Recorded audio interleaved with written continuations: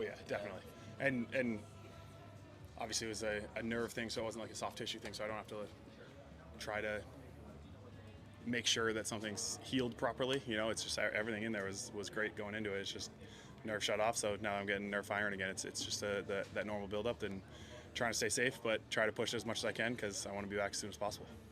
How has this period been for you? Waiting for it to fire. It was tough. First couple weeks, especially not knowing what it was, and not being able to move my arm in a way that I've moved my entire life was definitely weird.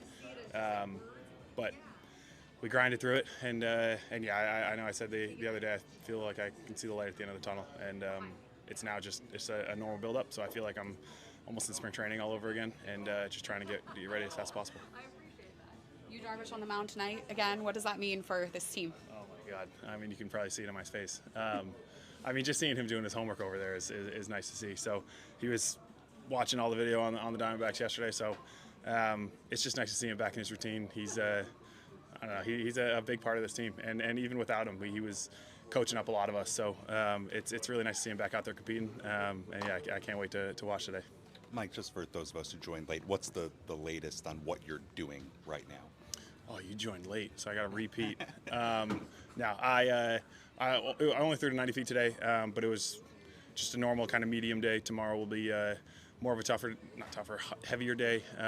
Throw back to 120. I only go back to 120 with maybe some throws off the mound, but just kind of that's like instead of doing a little flat ground, I don't like being on flat ground. It'll be off the mound, and then Thursday will be my first time like really fully touching the mound.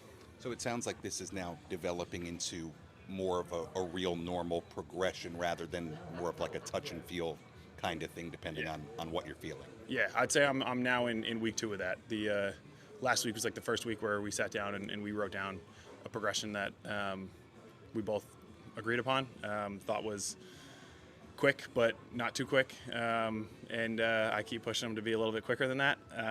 So it's it's really just now a communication thing where I have to go out there and tell them exactly how I felt and make sure everything's going the proper direction. I know Schilt hates putting a timeline in anything, so do you want to go ahead and do that for us instead? Yeah, I'm on Schilt's side here. I mean, it's really just hard to put a timeline on it. I would love to say a specific date, but it's really just a communication thing. We mapped out this whole week, so that's where I know I'm throwing a bullpen on Thursday, and then we're going from there. So it's really just how I feel on Thursday. We can either speed things up, we have to slow things down. You never know what happens after Thursday. When you see Darvish, the work he did to get back here, does that amp you up even more for your next step? Oh, of course. I mean, I would love to follow in Darvish's footsteps in any way possible. But then just having a guy like that back in our rotation, and obviously we're competing right now for a playoff spot, and it's a big upper for the team, So I think that his presence, I keep looking over at him over there, is going to be huge for not only the starting rotation but the lineup and coaching staff. You just have like a positive outlook going into those games.